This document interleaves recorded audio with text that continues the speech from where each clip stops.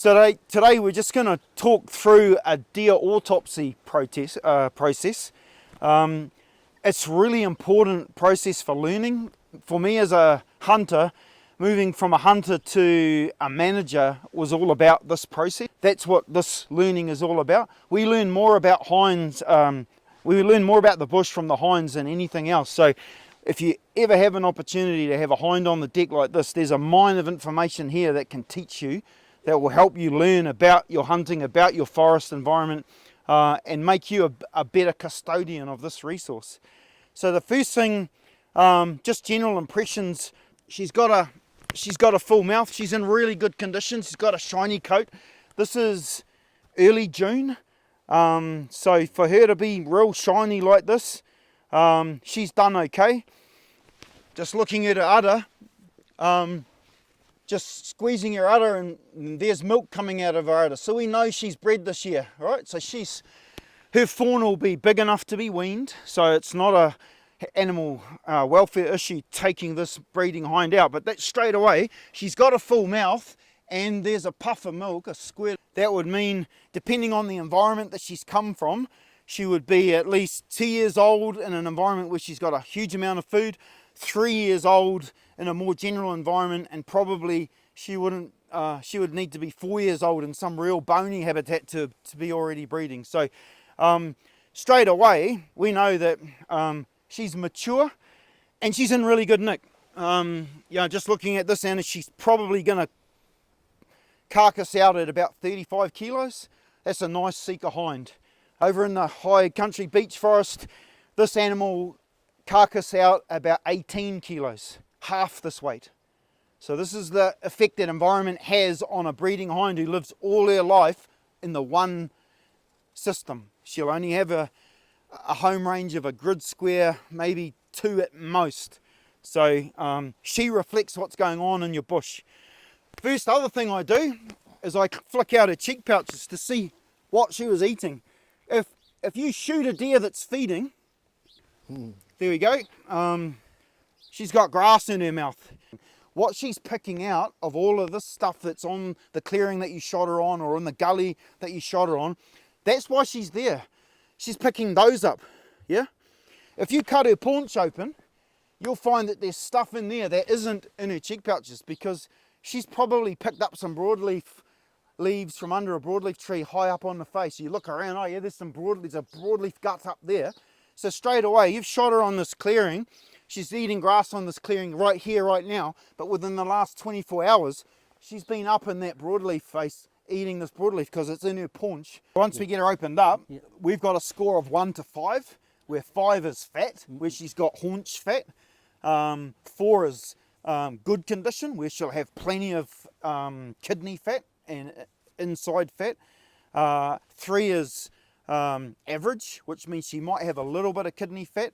2 is light, she probably won't have kidney fat, and 1 is skinny, and you go, ooh, I wouldn't even feed that to my dog. And there's a lot of deer in places that are like that, and that's sad. That's a waste of everybody's time when we get hinds that are skinny that you wouldn't even feed to your dog. And that's, yeah, that might be because she's had a little stick or a seed get stuck in her tooth and she's got a food abscess and she can't eat.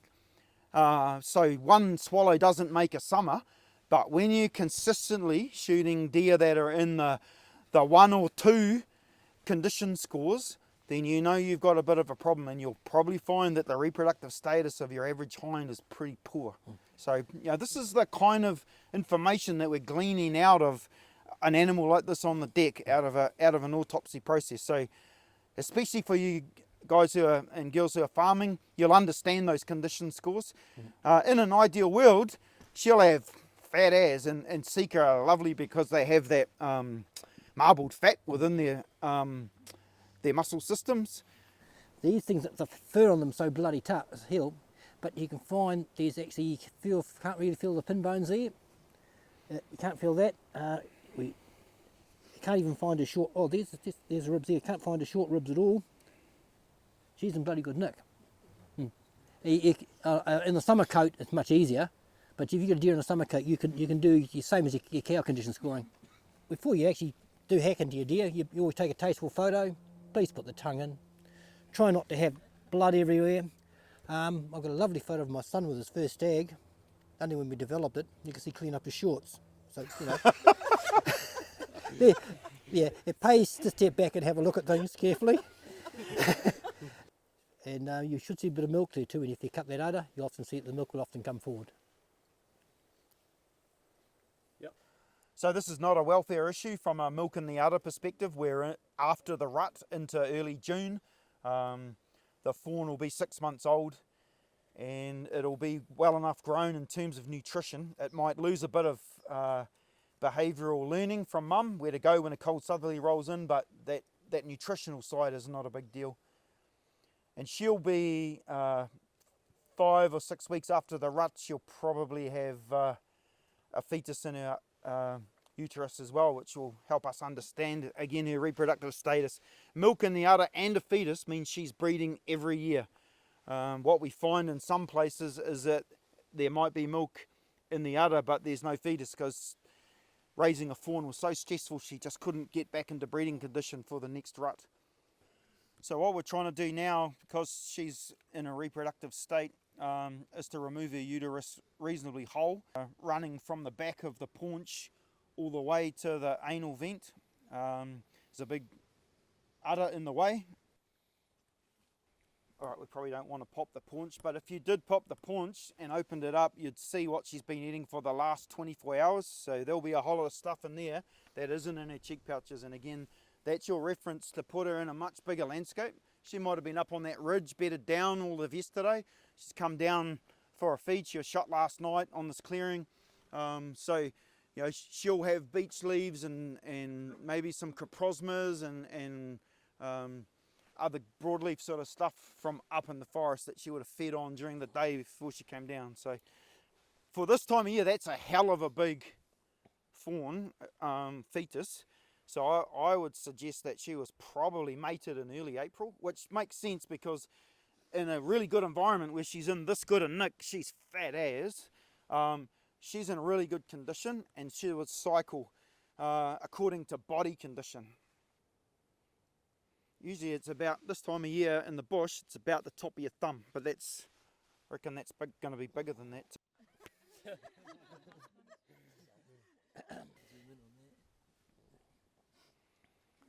So she's about 5 plus, between 5 and 6 years old. She's got milk in her udder, so she had a fawn last year. She's gone to the stag reasonably early and she's got a fetus that's easy as big as my thumb. So this is probably about 5 or 6 weeks old, this fetus. It's probably from an early April mating. Often with Sika, the mate is late April into May. So in June you might find that the sac is a lot smaller, but you'll find amniotic fluid and you might only find a grain of rice or a sort of piece of maize size fetus in there, but you will still see the amniotic sac has got some fluid in it, and there is a small growth of cells to help you understand. This structure gets bigger and bigger over time to accommodate the growth, but right from the start, in a hind that hasn't got pregnant, the uterus structure is much smaller. You won't find a fetus, but you might still find some placental scars, some placentomes in an animal that has previously bred. Uterus from the vagina split all the way up to the embryonic sac. We can see these 3 brown structures here are called placentomes. They have a waste management nutrient supply function, and as this tiny little fetus here grows and gets bigger and bigger, when a fawn is near term, what you find is that these will be bigger than tennis balls, and there could be even 6 of them inside. So the structure is huge and complex, and it's stretched out really thin and really hard to see. But at this stage, when it's relatively small, often you can see previous placental scars. On the wall of the uterus there are often slightly thickened parts of the uterus where the placental attachment was. Possibly one there, possibly another one in there. So I'm not sure where that one was attached. It would have been attached in there somewhere like that. So you know, this is next level sort of technical stuff. But the 126 Mount Sumner RHA uteruses that have just gone to Lincoln University will get this ninjaed out in the lab, and they'll get some quite good information about it. Field butchery, not quite as high tech, but if you're doing this on an animal much later in winter or spring, just expect this whole structure to be so much bigger and so much more complex as all of these placentomes get so much bigger.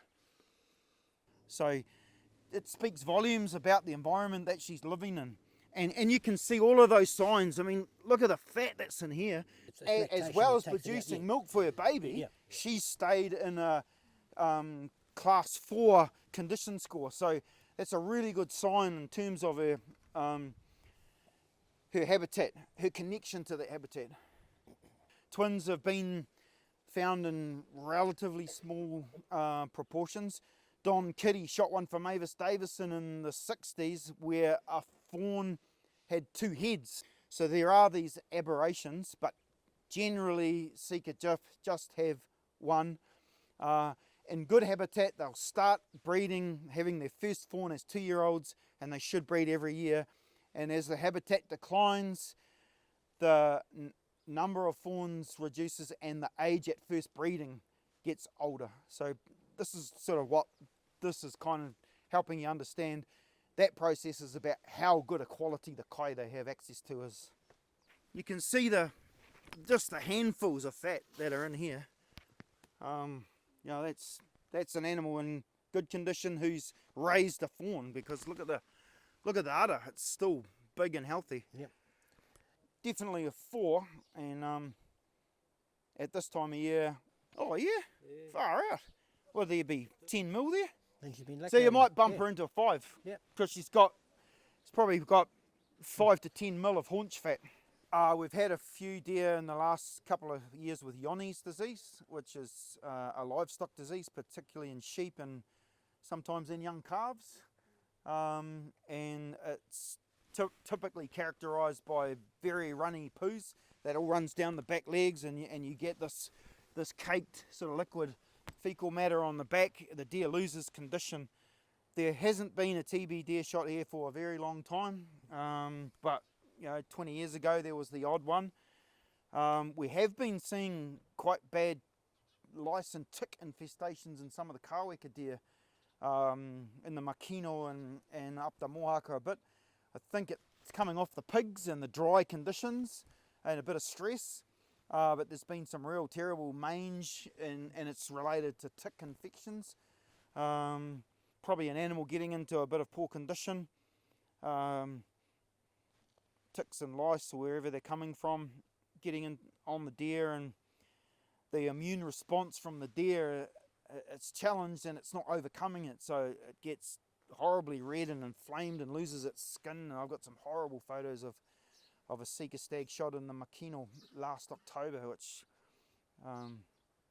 the guy said it was covered in ticks and it had mange. So just to be aware that those kind of issues are out there. It tends to be related more to deer that interact with the farming landscape, but TB has been found up the Hinimaya and places like that, so possums can create that. Not for a long time though. And in a deer like this, beautiful, fat and healthy and good liver and lungs, but all that stuff is in the back of your mind as well, because you're putting this kai on your family's table, eh? So it's important to understand and be reassured that it is safe.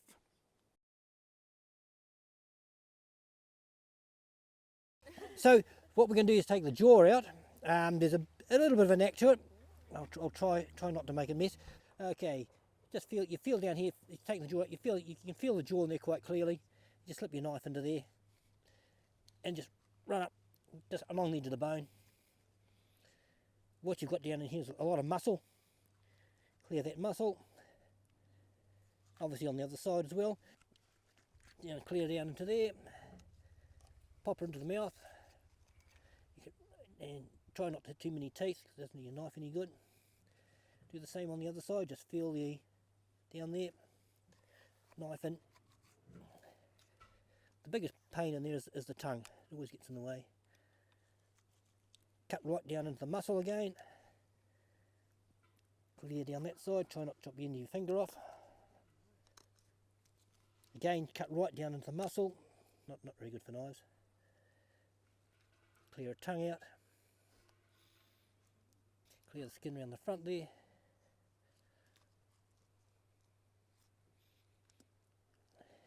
There's your jaw coming sort of free.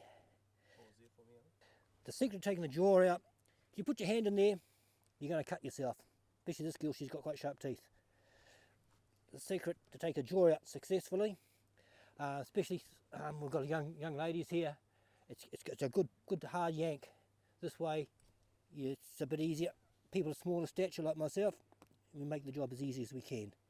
Put your foot on the bottom jaw, I'm trying to do this so the camera can see it. Grab there and grab the ears.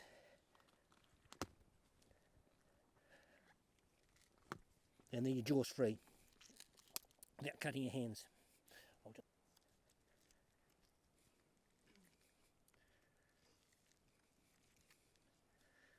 She didn't get bleed, did she?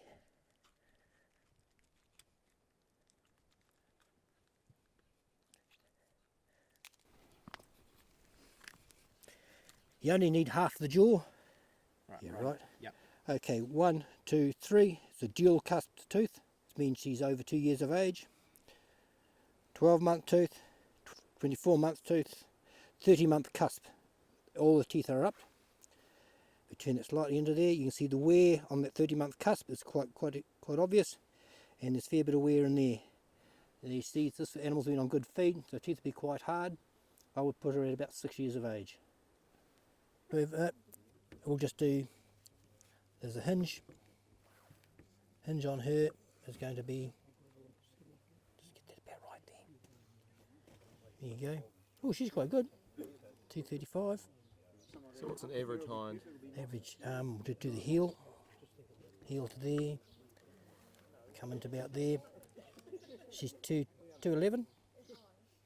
So she's a good hind. Anything over 200 is a good hind. Used to be able to go into commandos here, and you could pick how far they were from the road end by the size. Yeah. Because it was all function of harvest. GPSs have kind of buggered that up a little bit, because people are getting in further. Same on Poronui, you start at the front Yeah. by Heli Sika. Yeah. As you go down the property to the mohaka, Yep. the average jaw size gets smaller and smaller as you go down, and the weights go from 40 kilos up in the safari park to 25 kilos down at the mohaka. Yeah. That's the in a 10 kilometre transect of deer size, and you see it in the jaws and you see it in the weights. Yeah. I did a big survey for the osprey of reds out of the Uraweras, and you could pick altitude. They sent me all the GPS stuff, and you could pick altitude, and they were getting bigger on the river flats, obviously, and smaller at the high country. Yeah. Especially the hinds. The hinds, yeah, the Yeah. stags. Not so much the stags, because they're commuting. Yeah. Yeah. So again, the hinds is the critical data set. And you'll all have a spectrum of motivation and interest, but it'll make you a better hunter if you do this, because you'll know that this animal was up on that ridge yesterday before it came down here for a feed. You know, it'll help you put this animal in place